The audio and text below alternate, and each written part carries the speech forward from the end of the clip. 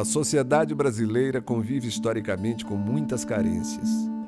Bens e serviços públicos básicos, indispensáveis à vida dos cidadãos, não chegam ao mesmo tempo, nem da mesma forma, a todos os indivíduos.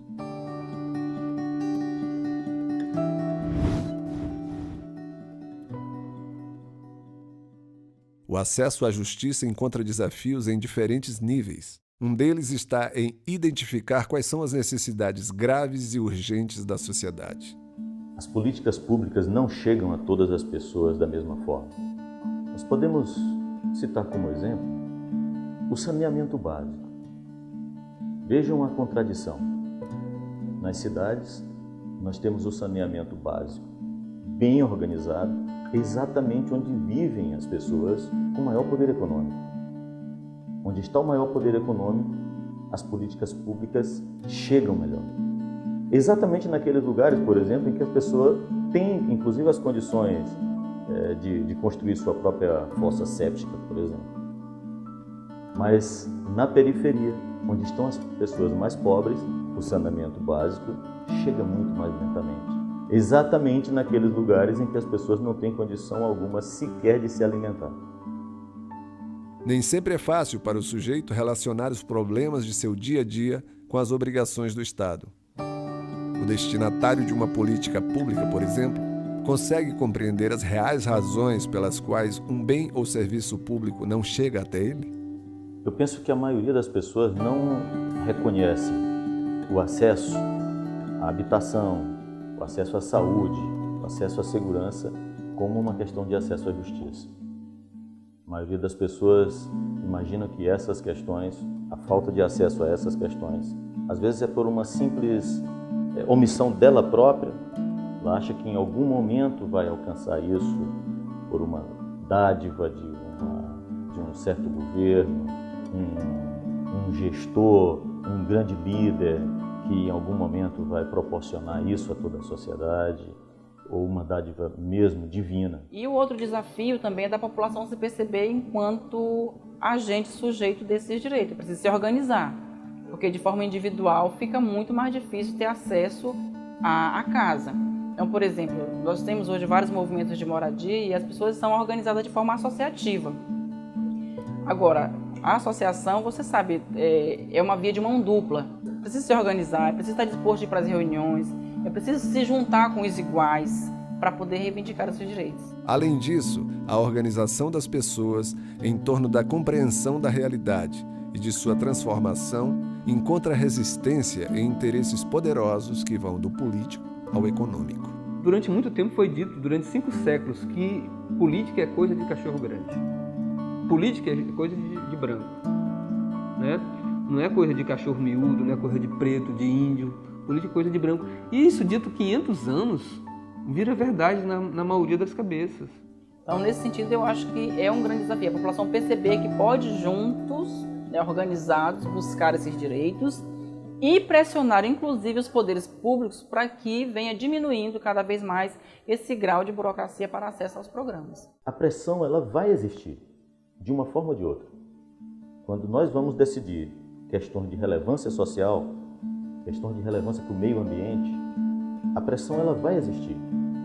Ou essa pressão virá exclusivamente das estruturas de poder montadas, ou do poder econômico, ou essa pressão virá também da sociedade. Quando a sociedade não participa da pressão social, não se organiza, não se mobiliza, não significa que o Poder Judiciário está deixando de receber pressão. Ele está recebendo da mesma forma, só que o Poder Judiciário, nesse caso, está recebendo das estruturas de poder, das estruturas governamentais, do poder econômico.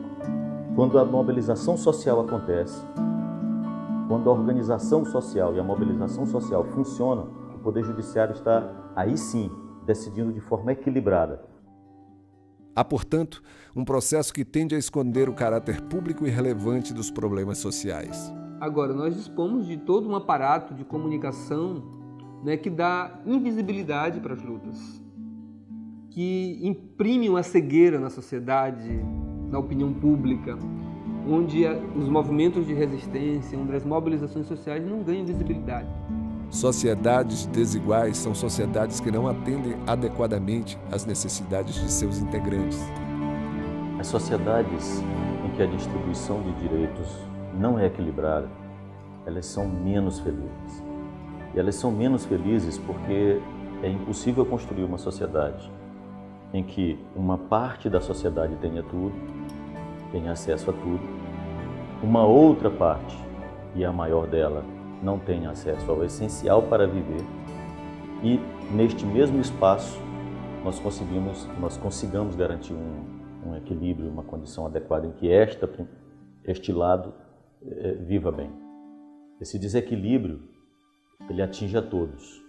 Quando falta muito para uma parte da sociedade, nós temos consequências que dificultam a boa qualidade de vida da outra parcela que concentra todos os direitos, toda a renda, por exemplo. Por isso mesmo, a falta de acesso à justiça, mesmo que se concentre mais em determinados grupos do que em outros, contribui para a formação de uma sociedade injusta e infeliz. Transformar a realidade na qual vivemos surge como desafio necessário à ampliação do acesso à justiça.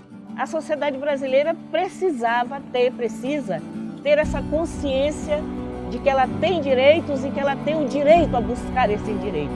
Debater e compreender os problemas sociais e, sobretudo, organizar-se em torno da proteção aos direitos são as principais ferramentas dessa transformação.